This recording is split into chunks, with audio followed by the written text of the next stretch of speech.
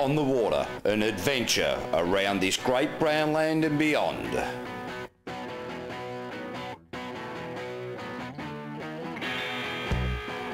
Strap on your life jacket and get set to get wet on the water. Fish conditions here now. You can see the white caps on the course, ladies and gentlemen, and quite blustery conditions indeed. You can see Reece Coles now. So this is a little bit of a turnaround from yesterday's race. Reece Coles was the man to beat yesterday, but Gavin Bricker now really played with his setup overnight. He's got his team, he's got everything working beautifully, and now there is absolute daylight between Gavin Bricker and Reece. Oh, standing the boat. In fact, he's gone over. He's blown the boat over, ladies and gentlemen.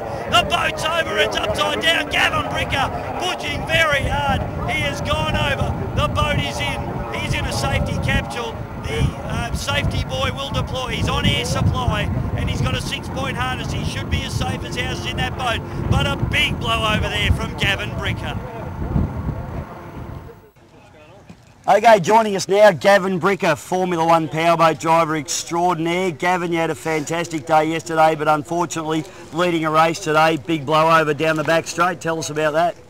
Yeah, mate, we had a great start in the event, probably 2.5 laps into it. I felt the boat was getting a bit loose going down the back chute, so I trimmed her in a little bit, and then another gust of wind come, and mate, she lifted, and I tried to fight it by switching the arse around, that sort of stuff, mate, but no luck, and at least she did a rather big backflip. Well, it was a perfect, just about a 1.5 with a pike thrown in as well. I saw the bottom of the boat, the top of the boat. Looks like your canopy copped a bit of a hiding here. You got a bit of a cut on your face and on your arm, but generally you're okay, a bit bashed up and sore. But what's it like to go over like that? Mate, you really don't know, and until it really happens, everything virtually goes dead quiet for a couple of minutes, and then, or a couple of seconds, I should say. And feels like a couple of minutes. Yeah, next minute, your boat's full of water. You're upside down swimming out. Pretty safe, these deals, obviously. You're on the air supply and all your safety systems worked? Yes, mate. I run full air in the boat full time. So, I've probably got about 30 minutes of air. So if the boat's submerged, I can stay there for about 30 minutes. So, you've just got to compose yourself and not panic. Oh, well, mate, great to see you here. Disappointing you had a bit of it off, but it's all in one piece. You're all in one piece. Gav, thanks for joining us. Thanks, buddy. Joining us now, Chris Palmer, not only the driver of the magnificent Outlaw blown alcohol displacement, but one of the guys, or the guy that's really pulled this deal together here for this weekend and last weekend. Chris, how's your campaign been going so far? Oh, we've had a few little issues. Last weekend we had in the semi-final, winning the semi-final quite easily, and the fuel pump vibrated loose and came back and dropped the drive out, so we lost all our fuel pressure, of course. This weekend we had a slight problem with leaned out in the cylinder and pulled a couple of hours. We had the heads off last night, fixed them, got it back in the water. Now we've got to get the tune up back in the engine. So we're into the replicharge, so we'll see how we go on the replicharge. You had a run this morning, the boat looked pretty good? Yeah, it's not too bad, but then the wind got up. Got rid of the flies, but a bit rough out there, yeah. Not used to the flies being from Tasmania? No, we don't have flies down there. No flies down there? There's nothing bad in Tasmania at all? No. Mate, you've done a power of work. I know everyone says it all weekend, and obviously everyone here appreciates what you've done, and we just hope you do well in the replicharge. Good luck for the rest of the weekend. Thanks, mate. Go on you, Chris. Welcome back. Let's now get into some finals action. Rightio, this is the replicharge for the Unlimited Displacement World Cup.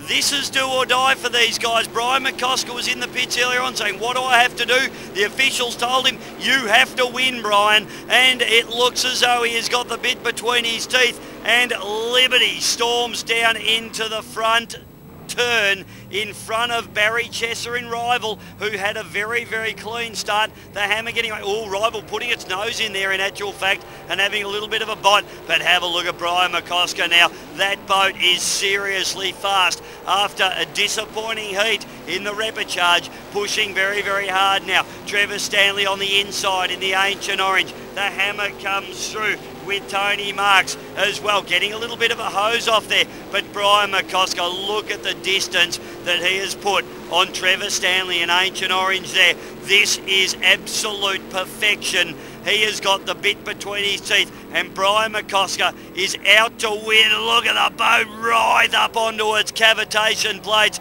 as it throws its head up in the air. Look at Barry Chesser trying to get the power down into the rival machine as it leaps and jumps and lurches up onto the front straight away. Brian McCosker making the field chase him very, very hard now. Trevor Stanley out of South Australia doing a fantastic job in the beautiful orange blown displacement machine, the Ancient Orange. Now Brian McCosker down into the bottom turn. He is very, very strong here. He doesn't want to lose this one. A World Cup is at stake in this particular repechage for Brian McCosker. He thought about retiring a year ago.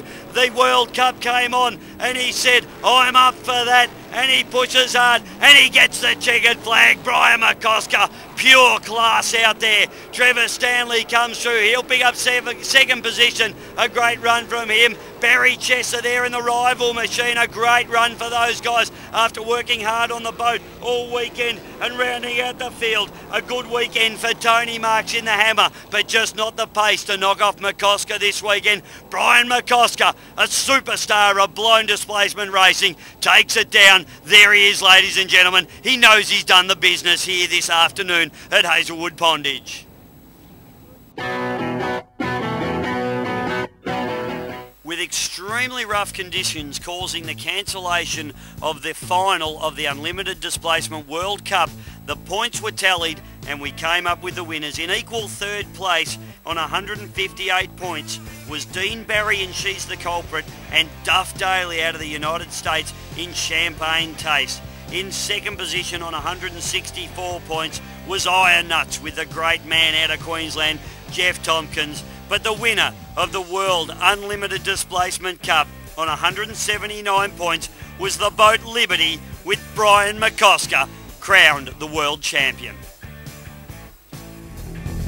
Well, that's it from here at the Hazelwood Pondage. The Unlimited Blown Displacement World Championship has been run and won by the great man himself, Brian McCosker.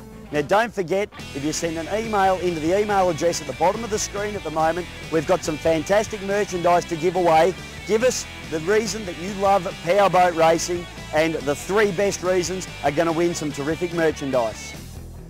So remember, whether you're playing with your rubber ducky in the bath or you're driving a blown alcohol displacement on the river, a bad day on the water is still better than a good day at work. Remember, next week the caveman will be back. So until then, see you next time.